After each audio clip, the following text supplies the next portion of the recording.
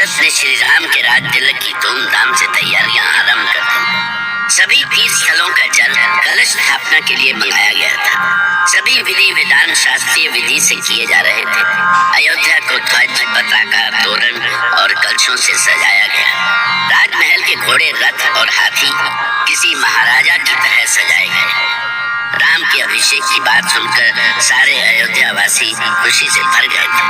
रनिवास में रानियां भी इस समाचार को सुनकर इतनी खुश हुई कि वे दोनों हाथों से अन्न, धन और वस्त्र दान करने लगी। ऐसे अवसर पर महाराज दशरथ का आदेश पाकर गुरु वशिष्ठ श्री राम को धर्म और नीति का उपदेश देने के लिए राजमहल पहुंचे।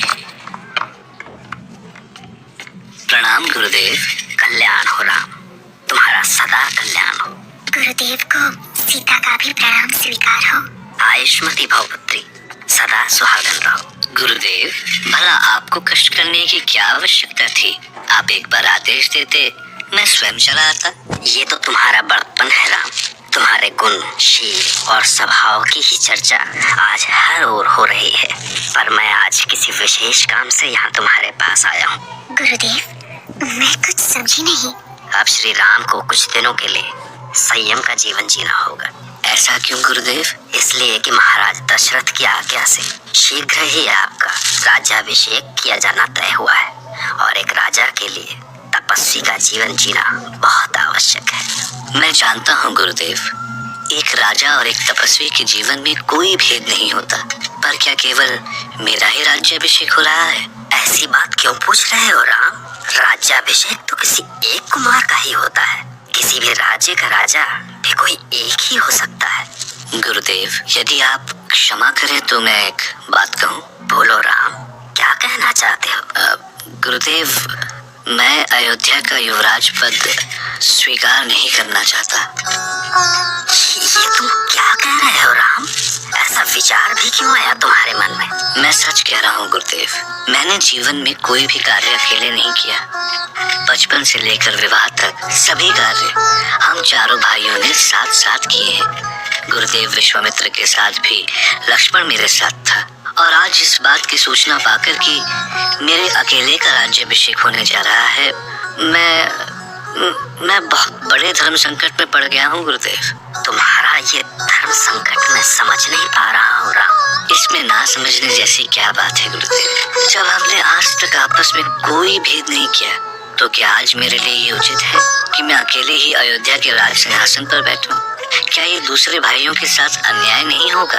क्या मैं कभी इस अपराध बोध से मुक्त हो पाऊंगा गुरुदेव? परिवार और राजनीति में बहुत अंतर होता है राम। परिवार में सब कुछ हृदय से चलता है, पर राजकाज में लोक हित, प्रजा का हित सबसे ऊपर होता है। इसीलिए आवश्यक है कि तुम अपनी भावनाओं को वश में रखो और रघुवंश का उत्तराधिकार ग्रहण करो। किंतु गुरुदेव, अब कोई प्रश्न मत करो राम। राजधर्म तुम्हारे व्यक्तिगत जीवन से भी बड़ा है। उसके दायित्व को समझो और उस पर विचार करो। कैसे विचार करूं गुरुदेव? मैंने कभी स्वयं के बारे में विचार ही नहीं किया। कभी माँ के बारे में सोचा तो कभी पिता के बारे में, कभी भाइयों के बारे में सोचा तो कभी प्रजा के बारे में, तो फिर आज स्वयं के बारे में कैसे सोच लो गुरुदेव?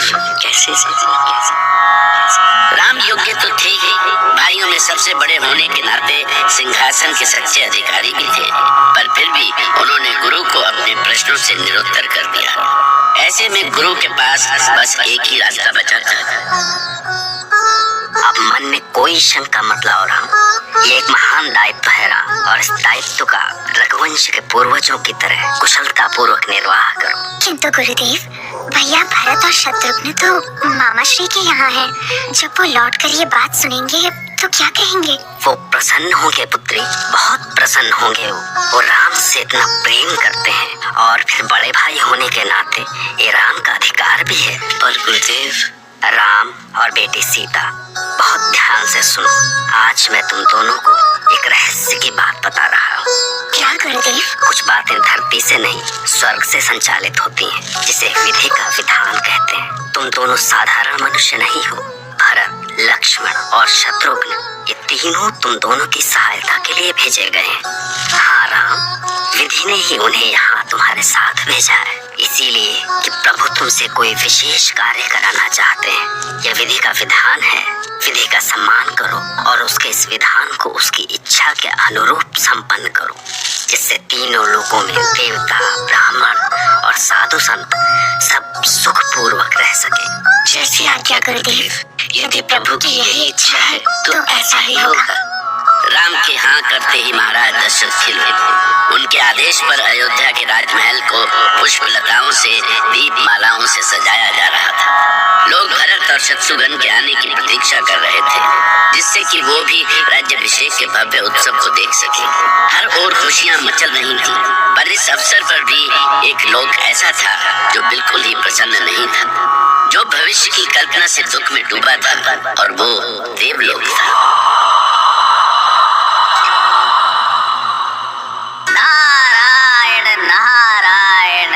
परमपिता, देखा आपने श्री राम के राज्याभिषेक के लिए सारी अयोध्या को इस तरह सजाया जा रहा है मानो इंद्रलोक को सजाया जा रहा हो। गुरु वशिष्ठ की देखरेख में शास्त्रीय विधि विधान के अनुसार तैयारियां की जा रही है। महाराज दशरथ तो बच्चों की तरह प्रसन्न है। तीनों माताएं इस बात की कल्पना करके ही भाव विभोर हैं कि उनके पुत्र राम अयोध्या के राजा बनेंगे। परमपिता, ये क्या परमपिता, आप प्रसन्न नहीं हैं? आपके मुखमंडल पर गंभीरता के भाव, क्या बात है प्रभु? किस भयानक संकट की आशंका है ये? पुत्र नारद, ये जो कुछ भी हो रहा है उचित नहीं है, कदापि उचित नहीं है। क्या? ये क्या कह रहे हैं परमपिता? आज श्री राम का अभिषेक हो रहा है, वो अयोध्या के राजा बनेंगे। भला इससे शुभ अवसर और क्या हो सकता है? जो हमें शुभ लगता है पुत्र, ये आवश्यक नहीं कि वो दूसरों के लिए भी शुभ हो। मैं कुछ समझा नहीं परमपिता। श्री राम को अयोध्या के सिंहासन पर बैठने से रोकना होगा नारद। परमपिता, ये क्या कह रहे हैं आप? राम को सिंहासन पर बैठने से रोकना होगा? क्यों परमपिता, क्यों? क्योंकि यही विधि का विधान है। तो इस विधान को बदल डालिए परमपिता, बदल डालिए उस विधान को जो राम को राजा बनने से रोकता हो। इसे नहीं रोका जा सकता पुत्र, क्योंकि इसी में सबका कल्याण है। जिसमें राम का हित हो उसमें सबका कल्याण कैसे हो सकता है परमपिता? धैर्य रखो पुत्र, धैर्य रखो। राम का जन्म किसी महान उद्देश्य के लिए हुआ है और उस उद्देश्य को त्यागा नहीं जा सकता। वो कैसा महान उद्देश्य है परमपिता जो राम के लिए ही बाधा बना हुआ है? कैसा महान उद्देश्य है वो? परमपिता जानते थे कि राम का जन्म महल का सुख भोगने के लिए नहीं, जन जन का दुख दूर करने के लिए हुआ था, दीन दुखियों का उद्धार करने के लिए हुआ था। अयोध्या के संकट को तो कोई भी हर सकता था, भरत, लक्ष्मण या शत्रुघ्न, कोई भी। पर राम को मात्र अयोध्या नहीं बल्कि तीनों लोगों के संकट हरने थे, और इसके लिए उन्हें एक अनोखा विधान रचना था। स्वयं अपने लिए दुख और कष्टों को वरण करना था, गहरी पीड़ा सहनी थी, ताकि कोटि कोटि जनता की पीड़ा दूर हो। श्री राम के राज्याभिषेक के निर्णय से अयोध्या में खुशियां मना रही थी, वहीं स्वर्ग में देवताओं में चिंता की लहर दौड़ गई। नारद आश्चर्य में थे कि आखिर श्री हरि विष्णु क्यों चाहते हैं कि श्री राम सिंहासन पर न बैठे। श्री हरि विष्णु भी समझ नहीं पा रहे थे कि ऐसी स्थिति में वो क्या करें। महादेव भी सोच में पड़ गए। नारद इस रहस्य को अभी तक समझ नहीं पा रहे थे कि परमपिता श्री राम का राज्याभिषेक क्यों नहीं चाहते। नारायण नारायण। परमपिता, मुझे समझ में नहीं आ रहा है कि आप क्यों चाहते हैं कि श्री राम का राज्याभिषेक ना हो। इसमें कौन सा रहस्य छुपा है परमपिता? इसमें कोई रहस्य नहीं है नारद। श्री राम का जन्म लोक कल्याण के लिए हुआ है। यदि वे राज सिंहासन पर बैठेंगे तो वो उद्देश्य कैसे पूरा होगा जिसके लिए उनका जन्म हुआ है। नारायण नारायण। प्रसन्नता में मैं इस सत्य को भूल ही गया था, पर इसका उपाय क्या है परमपिता? इसका उपाय तो स्वयं श्री हरि विष्णु ही बता सकते हैं नारद। वही सबके करता धरता है। इस महान उद्देश्य की चुनौती उन्होंने ही तो ली है। नारायण नारायण। और श्री हरि विष्णु भी बहुत देर तक इस सोच में डूबे रहे कि वो इस आयोजन को कैसे रोके, क्योंकि यदि राम सिंहासन पर बैठ गए तो उनका महान उद्देश्य कभी पूरा नहीं हो सकता था। और आखिर बहुत सोच विचार के बाद उन्हें इसका हल मिल ही गया, और वो उपाय था देवी सरस्वती। सरस्वती चाहें तो क्या नहीं कर सकती थी, वो असंभव को भी संभव कर सकती थी। और तब उन्होंने देवी सरस्वती का स्मरण किया।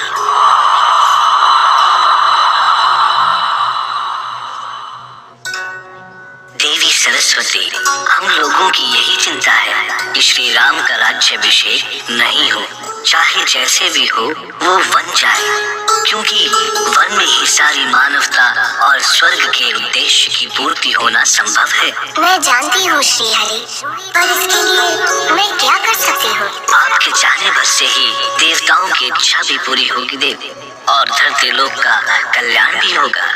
बस आपके चाहने भर के देर है देवी। इस कार्य से हमें प्रसन्नता होगी श्री हरि, पर मेरे माध्यम से ये कैसे संभव है? मुझे क्या करना होगा? आप बुद्धि और विवेक की देवी हैं। आप में शक्ति है कि आप किसी का भी मन विचार सब बदल सकती है। किसी में भी अपने विचारों को प्रवेश करा सकती है आप। मैं देख रही हूँ श्री हरि कि अयोध्या में कैसी खुशियाँ मनाई जा रही हैं। ऐसे समय में श्री राम को सिंहासन नहीं मिलने पर अयोध्यावासी कितने दुखी होंगे। हाहाकार मच जाएगा और महाराज दशरथ उन पर क्या बीतेगी, कैसी पीड़ा होगी उन्हें। देवी सरस्वती, जब संकट पूरी सृष्टि पर हो तो अयोध्यावासी और राजमहल की प्रसन्नता की बलि आपको देनी ही होगी। तो ठीक है देव, आप निश्चिंत रहें। तब कुछ भी हो, महाराज दशरथ की कामना पूरी नहीं हो सकेगी। धन्य है देवी सरस्वती, आप धन्य हैं। ये सृष्टि आपका ये उपकार कभी नहीं भूलेगी। तथास्तु। अपना वचन पूरा करने के लिए सरस्वती को अयोध्या जाना पड़ा।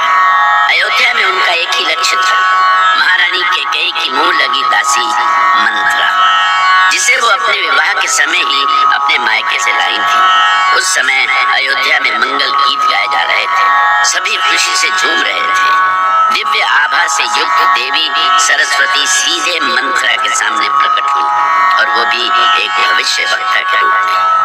भला मंथरा कैसे जान पाती कि क्या था उनके मन में?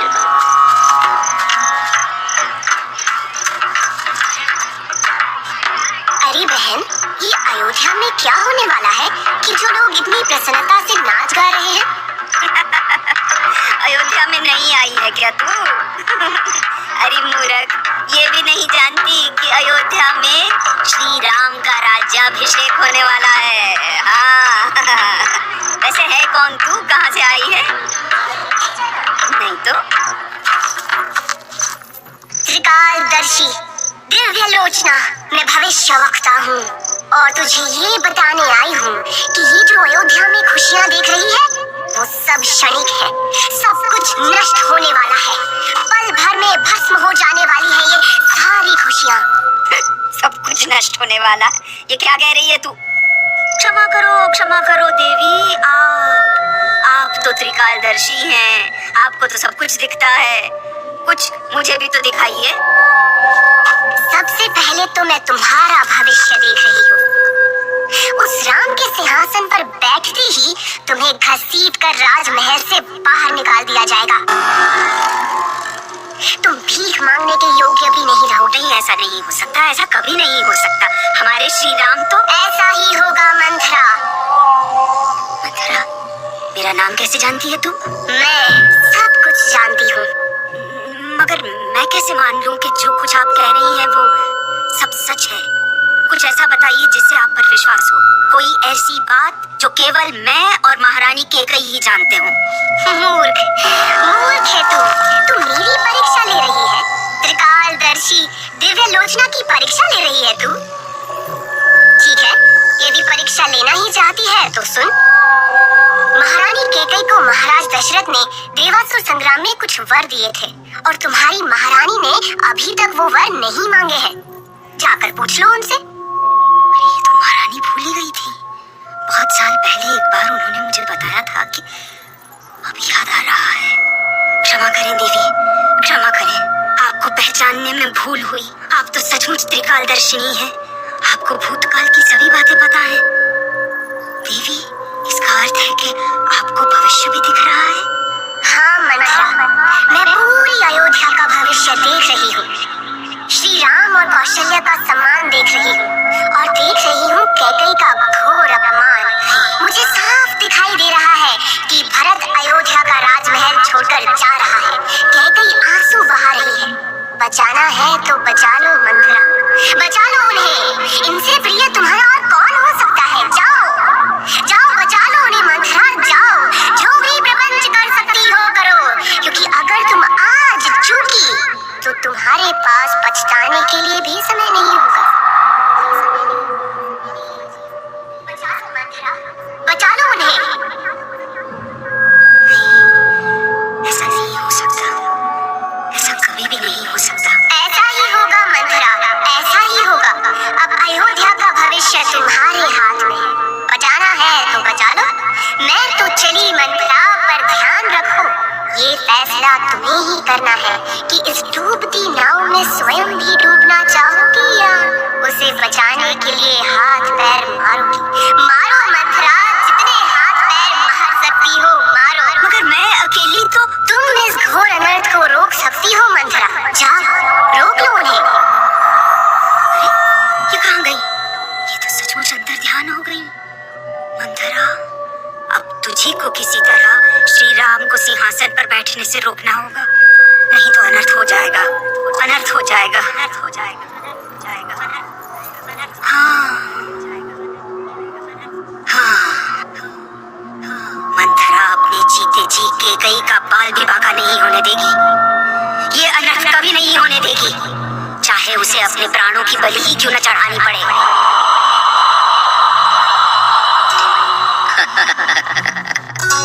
धन्य है आप देवी सरस्वती, आप धन्य हैं। आपने देवताओं की समस्याओं का पल भर में समाधान कर दिया। अब श्री राम किसी भी स्थिति में सिंहासन पर नहीं बैठ सके। मैंने मंथरा के सामने जो कुछ भी कहा सच था देव, पर मंथरा उस सच को समझ नहीं सकी और अब जो वो करेगी उससे मुझे बहुत दुख होगा। किंतु मैं ये भी जानती हूँ, जो कुछ भी होगा अंत में संसार के लिए शुभ ही होगा। मैं उस घटना का साक्षी रहा। जाने क्यों आज भी मुझे उस घड़ी को याद करके दुख होता है, पर बड़े हित के लिए छोटे हितों का बलिदान करना पड़ता है। और ये बलिदान राम ही नहीं, सारी अयोध्या करने जा रही थी। सारी सृष्टि के हित के लिए अयोध्या स्वयं सुखों का त्याग करने जा रही थी। ऐसा त्याग जो उन्हें बहुत दुख देने वाला था, गहरी पीड़ा पहुंचाने वाला था। और मैं सोच रहा था कि क्या अयोध्या की इस पावन नगरी के इस महान त्याग को कोई समझ सकेगा? शायद नहीं।